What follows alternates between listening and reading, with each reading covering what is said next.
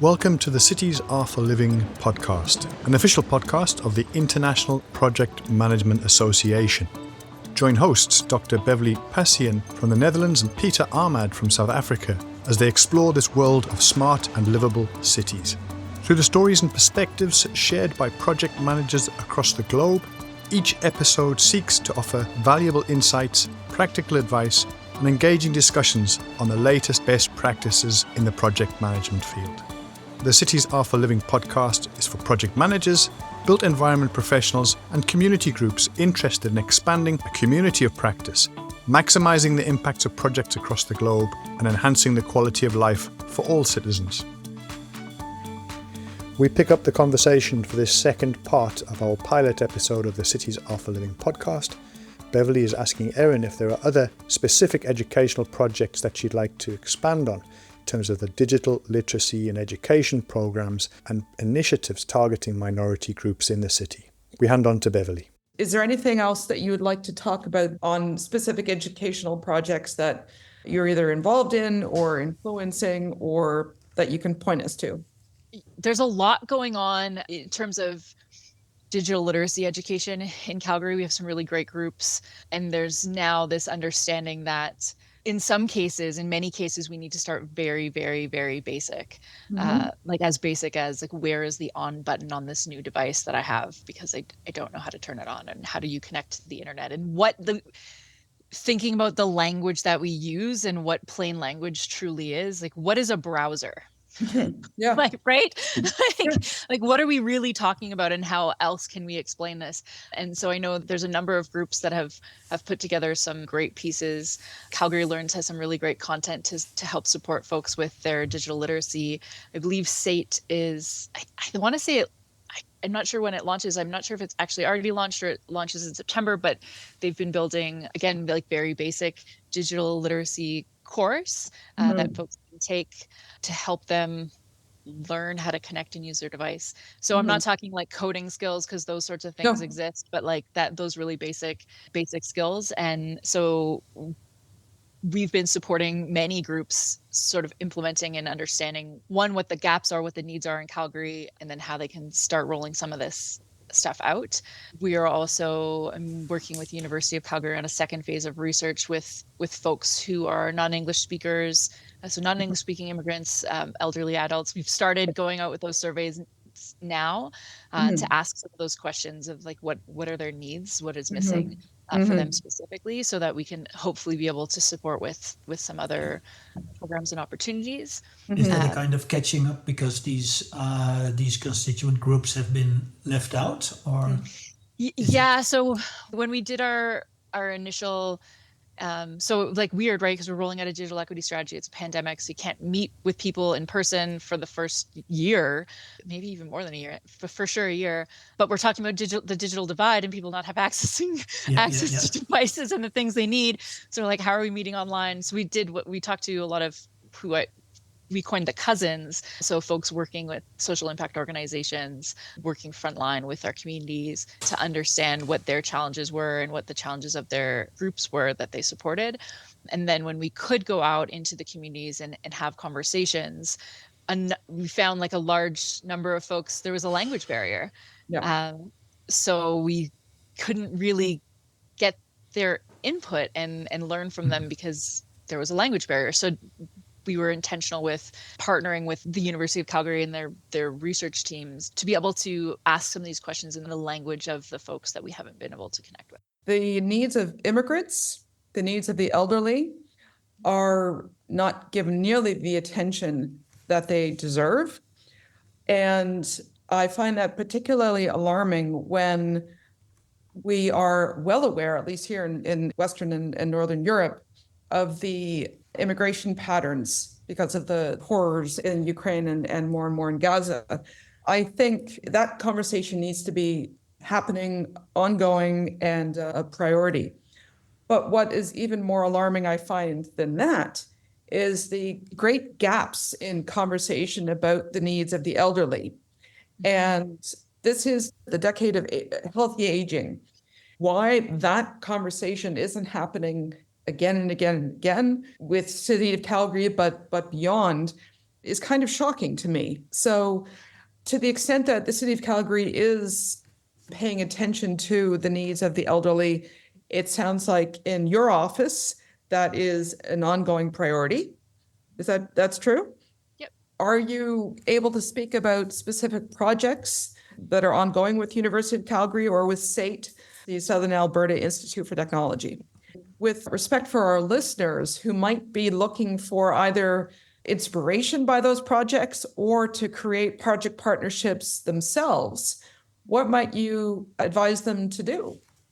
Yeah, and I guess know what resources are available within your city or your municipality. So we do have like an age-friendly strategy, and we have folks in I want to say they're community standards, and their goal is like, how are we including elderly in our strategies everywhere? So they're really like the resource. They have the projects will come to them and look for support. We also have an older adult advisory group, which is one of the groups that we spoke with building the digital equity strategy. We have great resources in the community. Places like the Kirby Center has a lot of older adult programs, and we spoke with them, and we were able to, one of our, I think our very first in-person engagement was actually at the Kirby Center. So Great.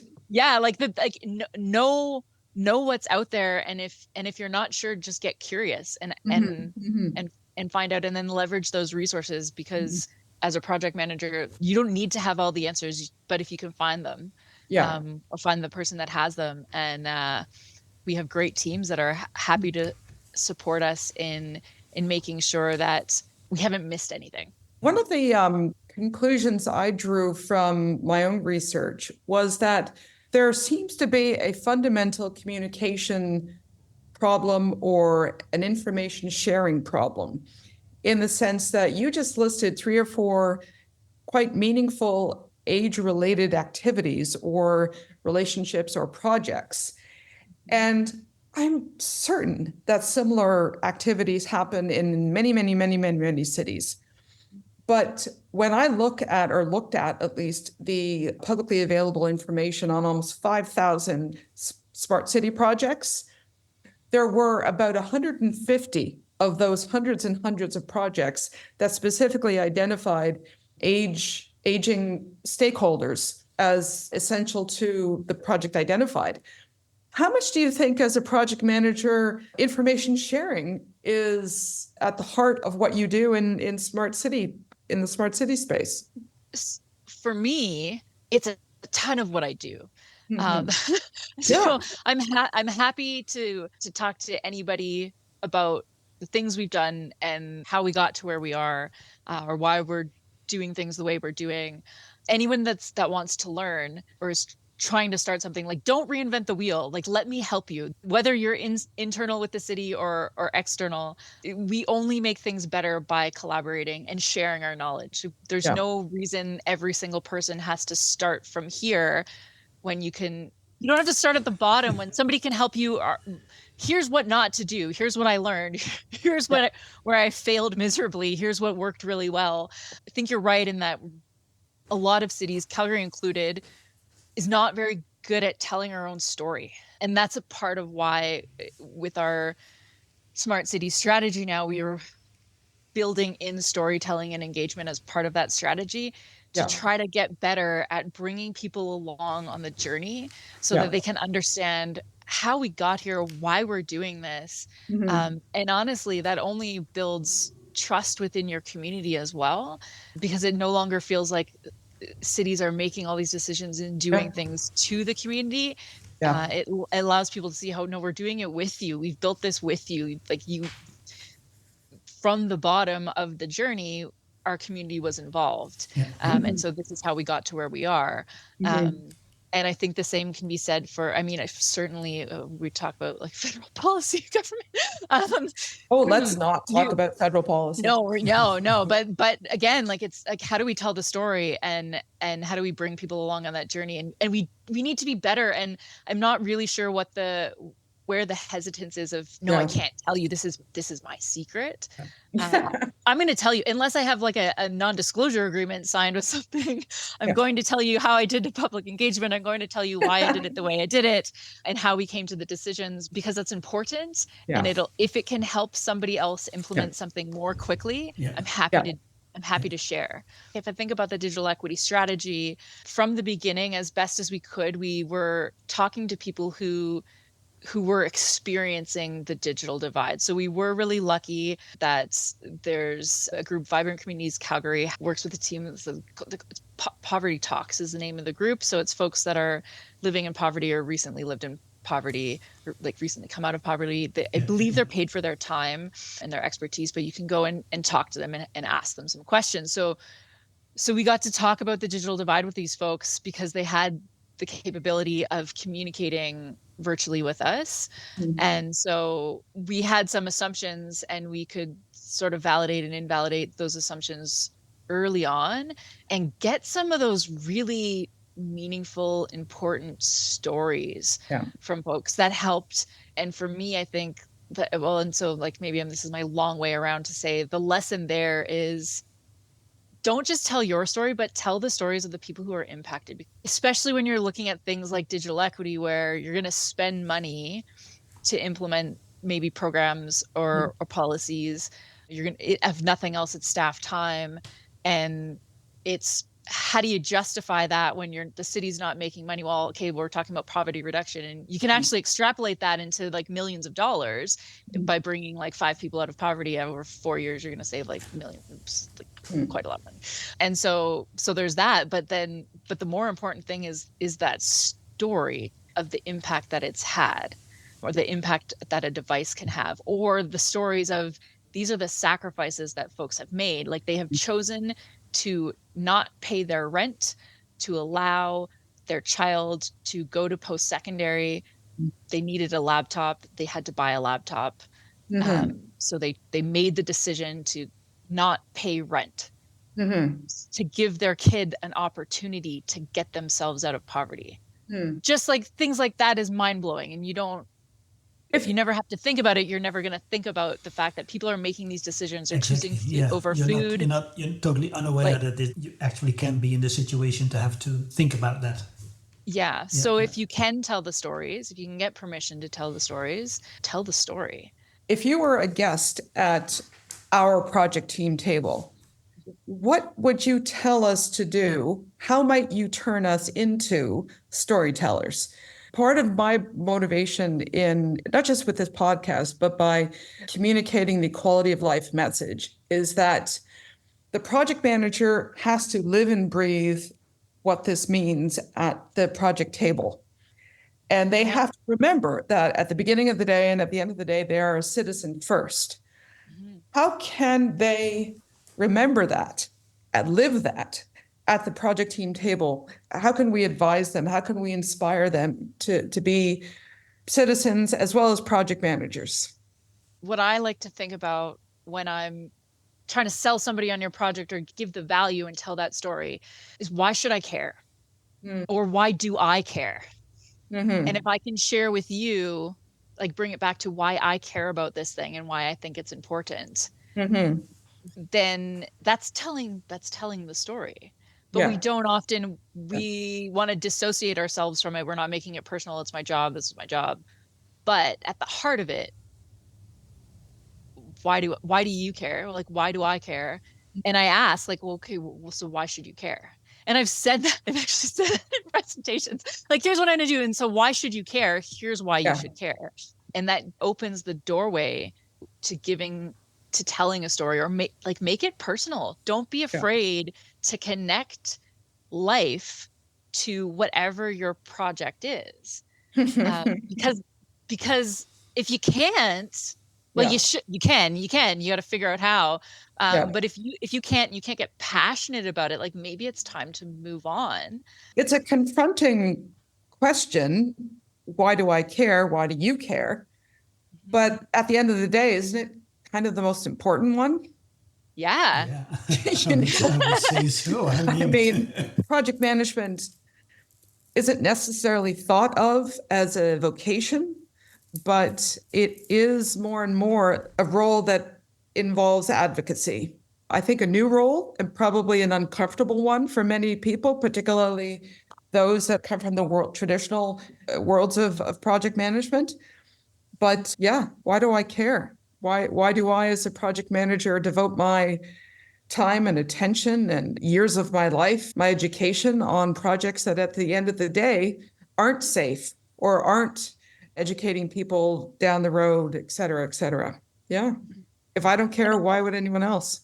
Exactly. Yeah. Exactly.